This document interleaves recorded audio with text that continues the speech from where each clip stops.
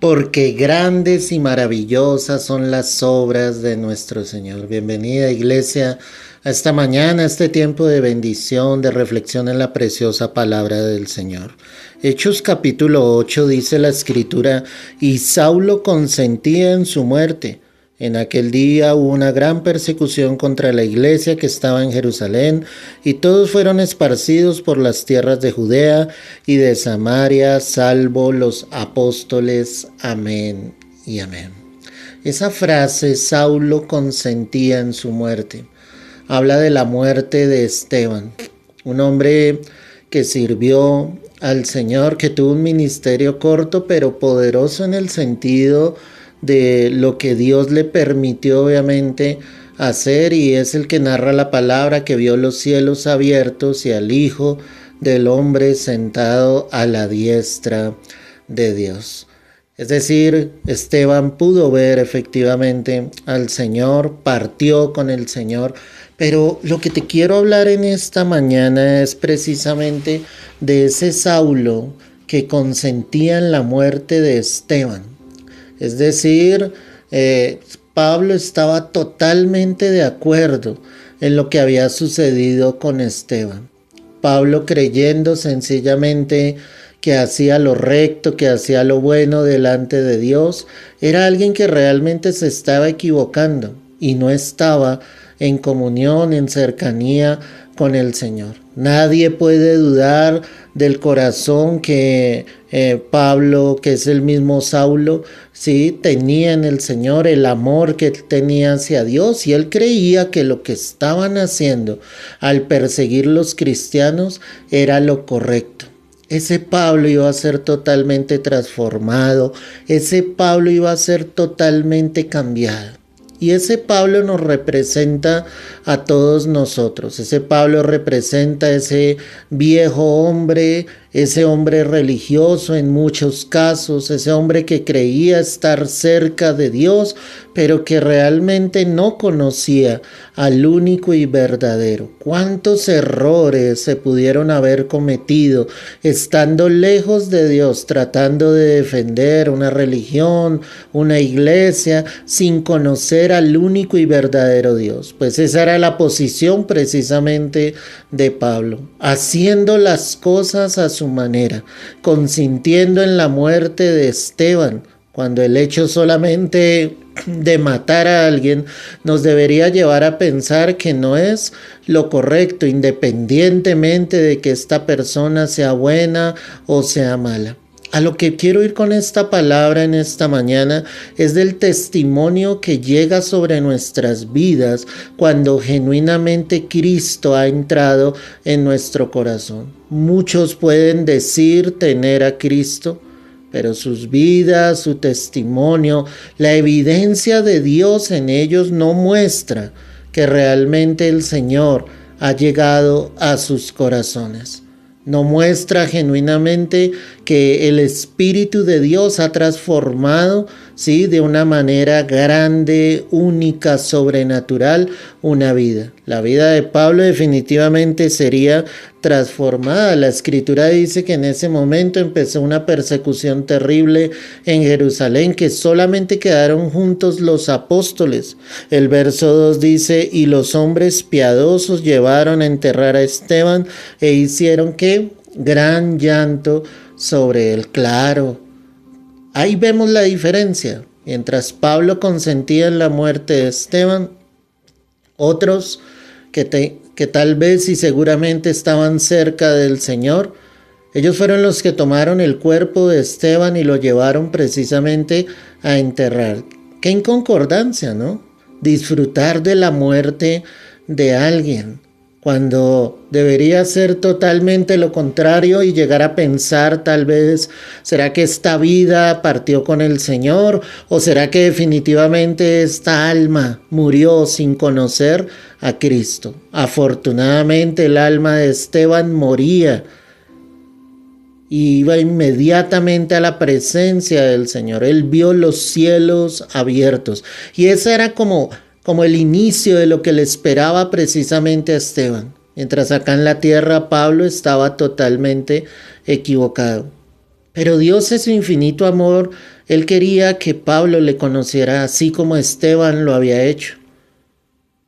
Y la escritura dice que Saulo asolaba a la iglesia y entrando casa por casa arrastraba a hombres y a mujeres y los entregaba en la cárcel. Imagínate la escena. Ese Saulo entraba casa por casa y al encontrar los cristianos los arrastraba. Es que solamente el hecho de pensar en la imagen me asombra. ¿Y qué hacía él? Los entregaba en la cárcel. Los llevaba para que fueran encarcelados. Como te lo he dicho, Pablo creía que estaba haciendo lo correcto. Muchos hoy en día creen estar haciendo lo correcto, pero están lejos de Dios. Muchos hoy en día apoyan un hombre, una congregación, una religión, pero no se están dando cuenta que están lejos de Dios, que no se han encontrado genuinamente con Cristo Jesús. Irónicamente, muchos estarían dispuestos a dar su vida por la iglesia donde están, por el pastor que tienen, pero no estarían dispuestos a entregar su vida realmente por Jesucristo. Esa es la inconcordancia grande, ¿te das cuenta? Pablo estaba totalmente equivocado y nosotros debemos ser conscientes de que nuestro vivir debe ser en Cristo, de que tú debes estar dispuesto a dar tu vida realmente por el Señor. Conocemos la historia bíblica y sabemos que el Señor se le apareció a Pablo camino a Damasco. Él tuvo ese encuentro verdadero con Dios. Y me asombra siempre las palabras que él le dijo al Señor: Señor, ¿qué quieres que haga? Ahí Pablo ya reconocía que lo que él estaba haciendo pues no era lo correcto. Él le preguntaba al Señor mismo: ¿qué quieres que haga? No todo lo que hacemos tal vez está dentro de la voluntad de Dios. No todo lo que pensamos que glorifica a Dios tal vez lo glorifica. El hecho de tener un ministerio, el hecho de desarrollar actividades relacionadas con el Señor, no quiere decir exactamente que estemos haciendo la voluntad de Dios. Pablo definitivamente tratando de defender a Dios, tratando de defender la ley, la enseñanza que él había recibido por años, el maestro que él era en las Escrituras, él creía entonces estar haciendo lo correcto, pero la verdad es que nunca supo realmente qué era lo que estaba haciendo. Solo hasta tener ese encuentro verdadero con Jesús, él supo en su corazón qué era lo que debía hacer. Ahora ese que perseguía pasaba a ser perseguido. Ahora Pablo iba a experimentar en carne propia lo que era padecer por causa del nombre de Cristo Jesús. Y la escritura no se puede cambiar. La palabra dice que seríamos aborrecidos por causa de su nombre. Que el mundo ama lo suyo y como ama lo suyo, pues no nos puede amar a nosotros como hijos de Dios. Esa es la evidencia clara de que tú realmente estás haciendo lo correcto delante de Dios. Tal vez el camino, iglesia, no va a ser sencillo, no va a ser fácil, pero ahí es donde tú tienes la evidencia clara de que Jesús está en tu vida. Tal vez los que están a tu alrededor te aborrecen, tu propia familia, tus amigos, tus vecinos, pero ahí se está evidenciando que efectivamente tú sí eres un hijo de Dios y que estás haciendo lo que el Señor te está mandando a hacer.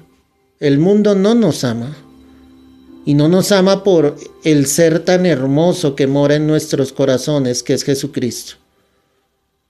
Pablo de aquí en adelante, en ese encuentro a Damasco, él haría lo correcto.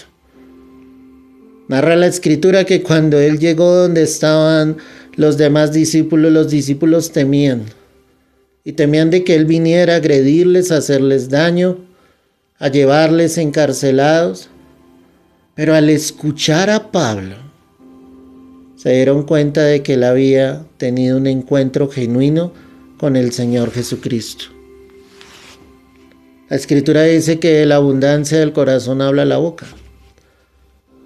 Tú sabes quién es una persona en Cristo cuando la escuchas hablar. Esa persona hablará en fe, con certeza, con conocimiento en la palabra. Hablará de corazón. Una cosa es hablar teológicamente, intelectualmente, con un conocimiento tal vez en la Escritura, pero de nada sirve si no hay amor. A lo que Dios nos quiere llevar en esta mañana con este mensaje es a tener ese encuentro con el Señor. Es hacer lo correcto delante de Dios y que tú puedas saber en esta hora con certeza si efectivamente tú estás haciendo la voluntad de Dios. O si estando aparentemente en el Señor no estás haciendo nada de lo que Dios quisiera que tú hicieras. Da un testimonio realmente de que el Señor ha llegado a tu corazón. Todos los ejemplos bíblicos de que cuando Cristo llegó a las vidas muestran claramente un antes y un después.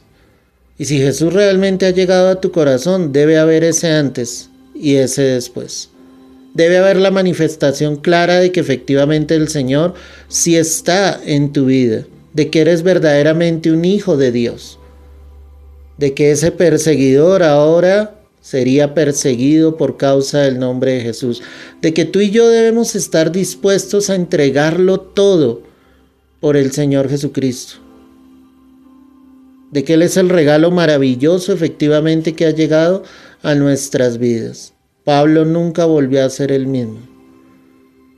Pablo nunca más volvió a hacer lo que equivocadamente estaba haciendo. Ahora estaba con los suyos. Ahora estaba con sus hermanos en Cristo. Y muy seguramente él se encontró con muchos de los que persiguió en algún momento.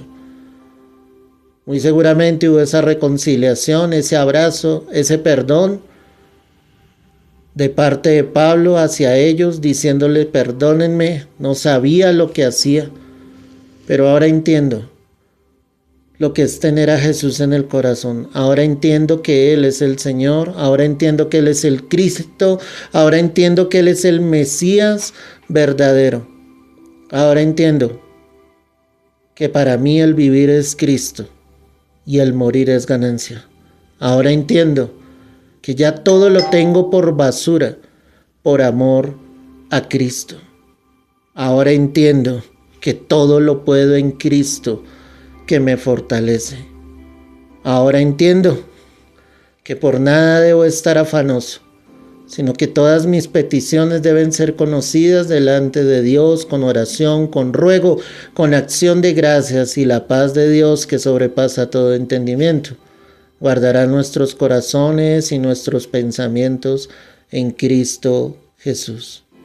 Ahora entiendo que Cristo se hizo maldición por todos nosotros, porque escrito está: maldito es todo aquel que es colgado en un madero.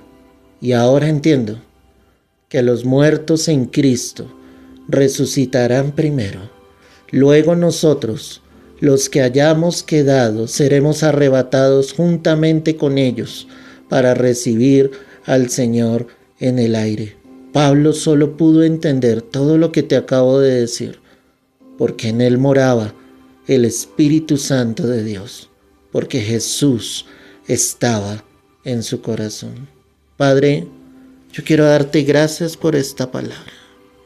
Yo te pido que haya una transformación verdadera en tus hijos, que tú puedas llegar a cada corazón, que tú puedas cambiar, Dios, las mentes, los corazones, el caminar de cada uno, que haya una evidencia, que haya un testimonio, que haya un fruto verdadero de que tú moras y de que tú vives, Señor, en cada uno de nosotros, Dios. Te entrego tu iglesia, la que tú ganaste por tu propia sangre, Señor. Te entrego a tu pueblo y a cada uno de tus hijos, y oro y ruego para que no nos sueltes ni nos abandones por un solo instante y un solo momento. Te lo pedimos, Rey, en el nombre de Cristo Jesús. Amén y amén. Iglesia amada, Dios te bendiga, y oro y ruego al Señor para que en tu vida, en mi vida, haya un verdadero fruto de cambio, para que evidenciemos que Jesús realmente ha llegado a nuestros corazones. Dios te bendiga, Dios te guarde.